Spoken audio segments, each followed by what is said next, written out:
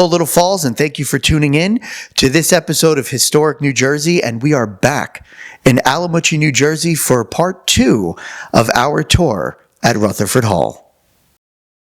So we're back at the library. And the last time we were here, there was a wonderful display here on the table of the Christmas trees that had come from this estate that had gone to Rockefeller Center. Correct. And today we changed it. We try to change it fairly frequently, but we changed it to honor the inauguration, the presidential inauguration that was taking place January 20th of this year, because we do have artifacts that relate to the inauguration that took place on January 20th of 1941. And that was a very unusual inauguration because it was Franklin Roosevelt's third term. It was the beginning of the third term. And as we know, he is the only president who served not only a third term, but was elected to serve a fourth term. So we have here the invitation to the inauguration itself. It is in the name of the Honorable and Mrs. Frank L. Polk. The reason we have that is because when Franklin Roosevelt was Assistant Secretary of the Navy under Wilson, his very good friend was Frank Lyon Polk, who served as Assistant Secretary of State. The Roosevelts and the Polks became very close friends, and therefore they were invited to his inauguration. Frank Lyon Polk and his wife Lily's daughter Alice married Winthrop Chandler Rutherfurd Jr. And we inherited from that family connection a number of things relating to the Polk family and Frank Lyon Polk in particular. Now, I've noticed there's definitely more than one letter in here from Eleanor Roosevelt. Correct. Because, as I said, the two couples became very friendly. And we have one letter dated, it's on White House stationery, and it is dated January 6, 1940. And then the second letter is from Valkill. Valkill was Eleanor's home up in Hyde Park, New York, on the Springwood estate.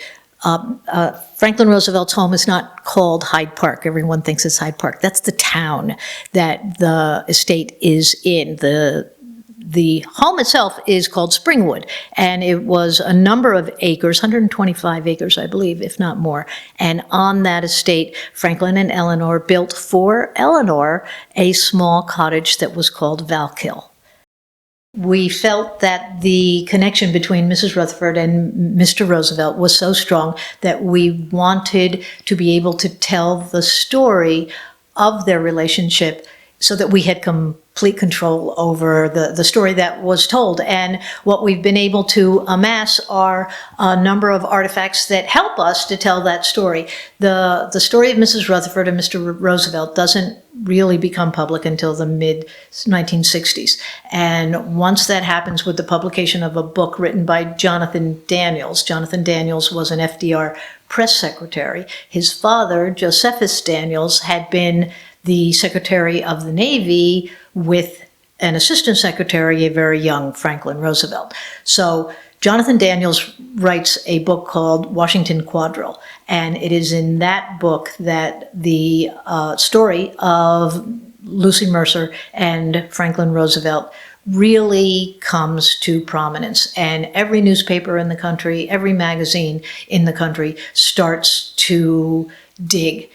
This book is entitled Scamper.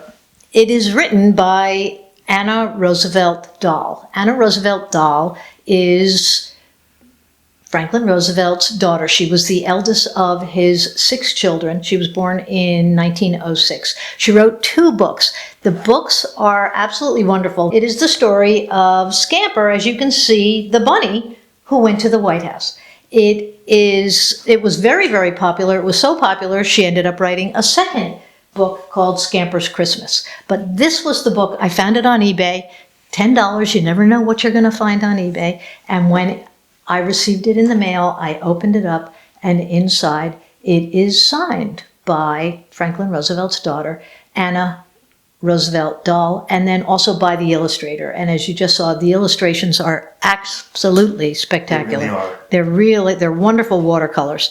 And they take you all around Washington, D.C. and inside the White House.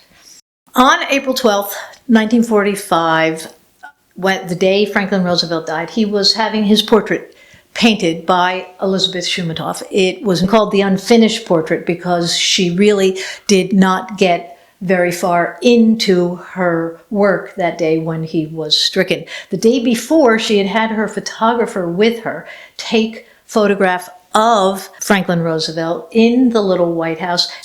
After his photograph was taken, Franklin asked the photographer if he would kindly take a companion photograph of his dear friend, Mrs. Rutherfurd. And that is what we have here, Mrs. Rutherfurd sitting in the little White House in the same chair that Franklin had just vacated.